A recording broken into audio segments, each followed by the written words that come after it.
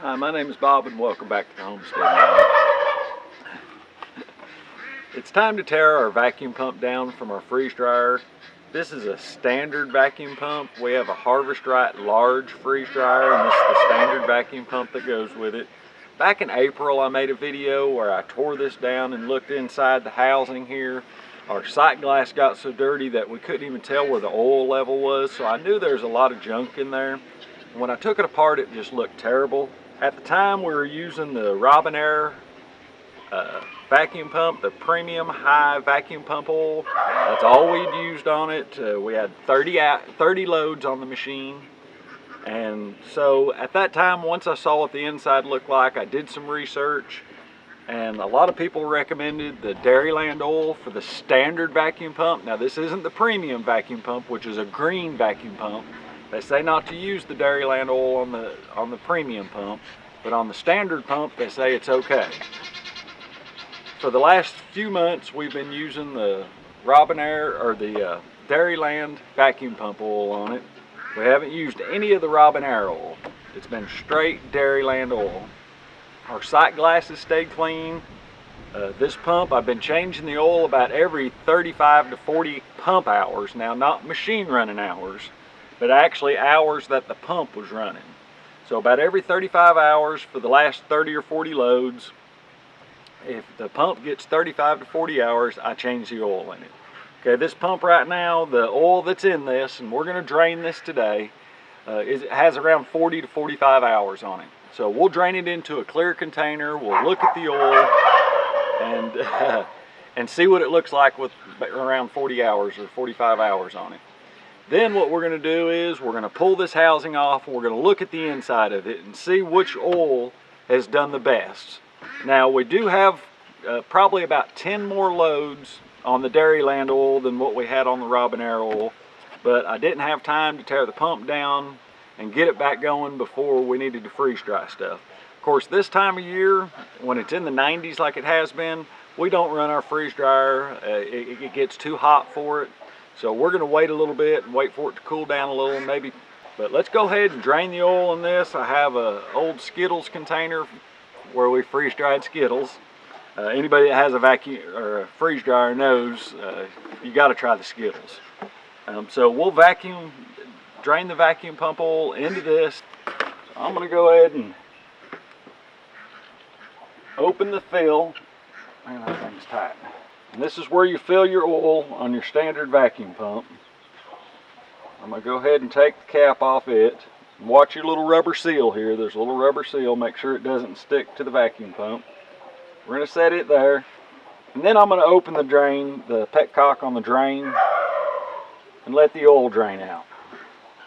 And the reason I open that so it has air, so it doesn't create a vacuum. But I've been changing this, like I said, around the 30 to 35 hour. That seems to be pretty good. If you go over that 30 hours of vacuum pump time, the oil gets a little bit dirty. And you'll see in this, it's probably a little bit dirty because I went too long. But one thing you need to make sure when you're draining the oil, once all the oil is drained out this way, to tilt your vacuum pump up and get everything out of the bottom of that. Now you can see the sight glass on this, and I'll grab the camera and put it closer. It's perfectly clean. Now, when we ran the Robinair oil, like I said, the sight glass got so dirty that we couldn't even tell where the oil level was. So that's why I took it apart originally, just to see what it looked like inside. So we'll go ahead and let this drain a minute, and then we'll take the housing off and see what it looks like. All right, we have the oil drained out, and like I said before, the last video I made was back in April. If you didn't see that video, I'll put the link in the description. Let's go ahead and pop this cover off. If you're not used to using T-handle Allen wrenches, I would suggest to get some of these. These work great. They reach all the way in there. This is actually a short one. They make longer ones. And when you do, get you some kind of rag to put on the end, because when these pop loose, the screws pop loose, it vibrates your hand. And with the rag on the end of them, it keeps that from hurting your hand. So we'll pop each one of these loose real quick, and then we'll look inside and we'll see what it looks like. Hopefully it's going to be a little cleaner. I know the sight glass is definitely cleaner.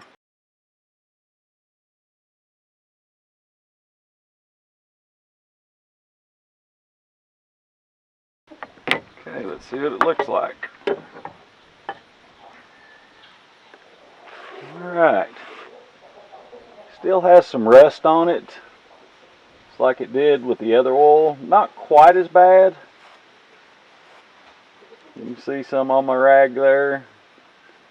It was real bad on the last one. I had to take a brush and clean most of it off.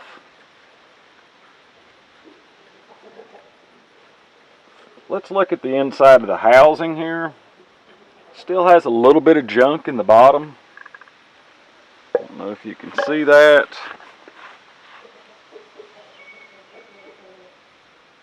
You can see the junk right in the bottom. But it's not a whole lot. It's not a lot of sludge like was it with the other oil. And the biggest difference is the sight glass is clean. So this oil is definitely done better. I don't know to say definitively that yes, it's done a whole lot better. I do know, like I said, the sight glass is cleaner. There's not near the rust on it that there was with the other oil, and not near the junk inside of the housing here. Like I said, there's still some in here. I'll take a rag and show you. You can still see the junk that's inside of it. But I have to say, I think it is definitely cleaner than it was with the Robinair oil. Now, that doesn't necessarily mean that the pump will last longer. One thing you have to be careful is this little rubber seal when you take these apart. And you'll want to take a clean rag and go all the way around it with a good clean rag before you put it back together. But there isn't near the junk in it. Like I said, there is a little bit, but it's enough that I can just take this rag and wipe it out. I couldn't do that the first time. There was so much junk in there, I had to wash it out. But this time, as you can see, I was able to wipe that out pretty clean. And then there's what was left on that rag. So not near as bad. I haven't changed anything, the way I'm doing anything, other than the oil. Harvest Right recommends you change your oil every 2 to 3 loads, and that's not an accurate statement because all loads aren't created equal. You know, a load of bananas may take you 55 hours, where a load of onions will only take you 27 or 28 hours. So really, and that's total time on the pump and the freeze dryer. So that's why I switched to just doing pump hours. Just the hours that the pump is actually running. So about every 30 hours works out great. The oil still looks pretty clean. Once you get over 30 hours, your oil starts getting dirty. So I have changed that. But I still think the Dairyland oil is doing a better job as far as keeping the pump clean. Now I'm going to go through here and take a toothbrush, and an old toothbrush, and I'm going to clean all this up and just use oil to clean it up. I've been contemplating using acetone or something to clean it up, but I don't want to get that in there. I know acetone evaporates really quick, but I still don't want it to get into the pump and the veins inside the pump, because there's little veins in here that spin, and that's what creates your vacuum right here. The motor spins them real fast, and then they have centripetal force that forces the veins out as it spins, and that's what creates your vacuum inside. So I don't want to, and most of those are carbon fiber veins anymore. Most of them that you see, they're carbon fiber veins, and I don't want to get any acetone in on them. So I'm just going to take a toothbrush real quick and a rag, and I'm going to wipe all this down good. I'm going to wipe the inside of the housing, and I'm just going to use some of this Dairyland oil on it to help clean it off, and then we'll put it back together. Okay, so I just took an old toothbrush. I buy these toothbrushes at yard sales for a dime, quarter, 50 cents. I buy all of them I can find because they're great to use on stuff like this. And I just took and dipped it in some oil just to keep it wet. And I've scrubbed on this about as good as I can get it. So now what I'm going to do is take a rag I'm going to wipe all this down. Try to get as much off of there as I can. Just took the brush and loosened it up. Then when I get done with that, we'll go ahead and put it back together. I'm going to go around this and go ahead and wipe it off. Okay, that has it pretty clean. I'm going to flip him up on his end. I'm going to wipe all the way around where the seal sits. And you can see a little mark on the aluminum housing where the seal actually sits up against the bottom of this aluminum housing. And you want to make sure that there isn't anything, not a piece of dust, a piece of dirt, anything that'll keep that seal from sealing. Because it doesn't take much and it'll leak oil on you. Always make sure that's extremely clean. You want to make sure that there's nothing on there, no lint, no dust. And then same with the other side, where the little rubber seal sits. You want to make sure you take a clean rag and go all the way around it.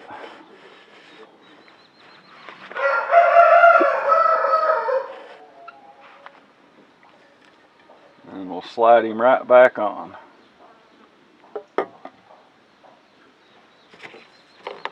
Now, when you're putting your bolts back in, you want to get them all started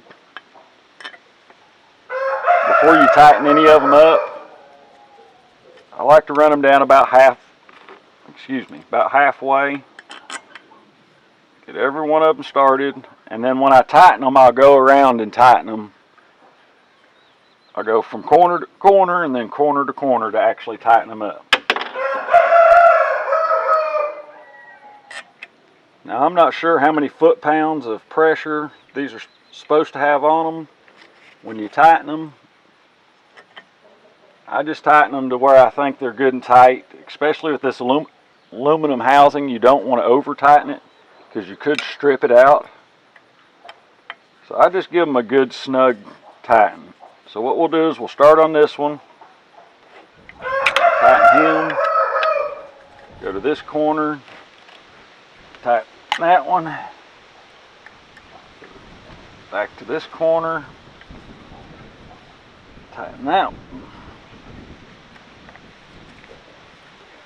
and then back to this corner. Okay.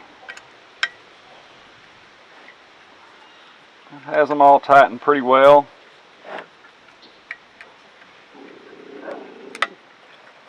Looks like a little oil dripping there.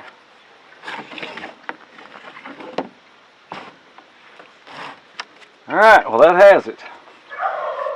Well, there you go. You can see the results. Now, again, this is the standard vacuum pump that comes with the Harvest Right large freeze dryer. That's what we use.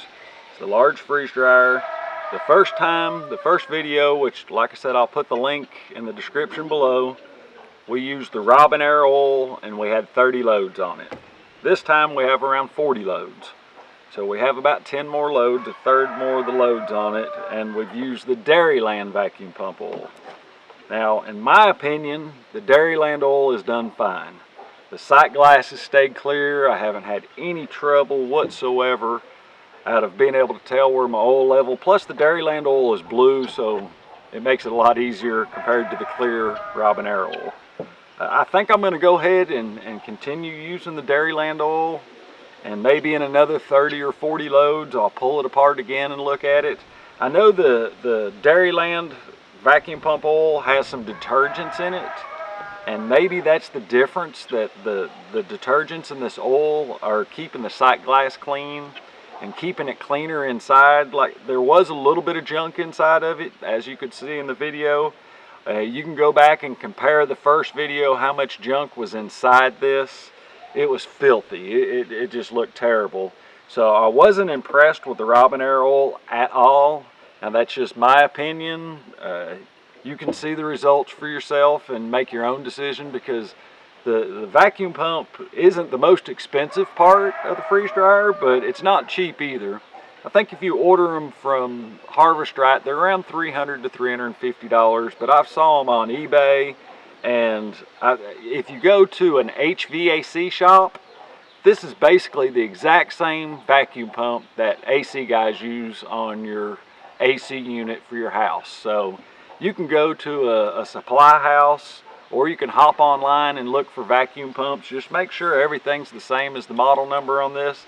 I think whenever this pump goes down, that's exactly what I'm going to do.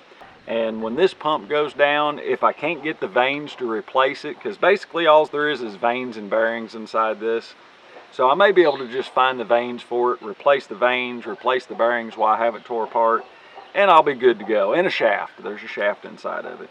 But depending on what goes wrong with it, I may just replace them. If not, then I'm going to just buy a different vacuum pump. And I don't know if I'm going to go with the Harvest Right with this particular vacuum pump from Harvest Right. If I do order one from Harvest Right, it may be an oilless or the Premier pump. I'm not sure. It really just depends at the time how Christy and I, what we decide to do. But for now, this one's working well. This time of year it does get a little bit hot, so you need to put a fan blowing on them, and put a fan blowing on your freeze dryer from the left side to the right side when you're facing it, and that'll help keep it a little bit cooler, keep airflow through there, and you'll be able to freeze dry your food even on these hot days, you know, when it's in the 90s. But if you have any questions or comments, please let me know. If you know anything about these vacuum pumps, if you're an HVAC guy and you know a lot more than I do about these, please leave it in the comments below so I can learn from you and so everybody else can learn from you. If you're not a subscriber, please hit the subscribe button. And as always, thanks for watching.